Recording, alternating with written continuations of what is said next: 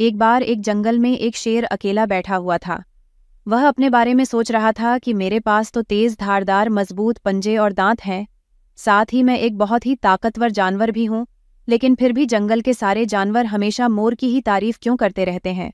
दरअसल शेर को इस बात से बहुत जलन महसूस होती थी कि सभी जानवर मोर की तारीफ करते थे।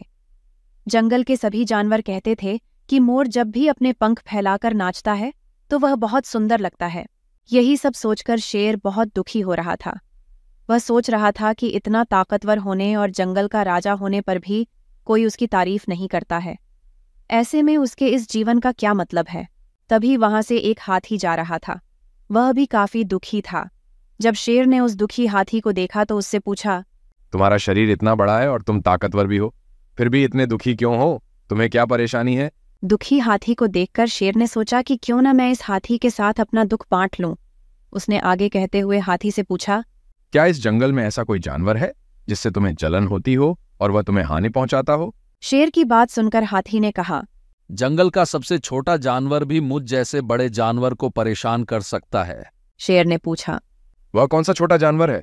हाथी ने कहा, महाराज, वो जानवर चींटी है। वह इस जंगल में सबसे छोटी है, लेकिन जब भी वो मेरे कान में घुसती है तो मैं दर्द के मारे पागल हो जाता हूँ।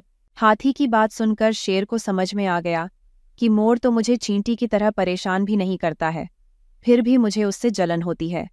ईश्वर ने सभी प्राणियों को अलग अलग खामियां और खूबियां दी हैं। इसी वजह से सारे प्राणी एक जैसे ही ताकतवर या कमजोर नहीं हो सकते हैं।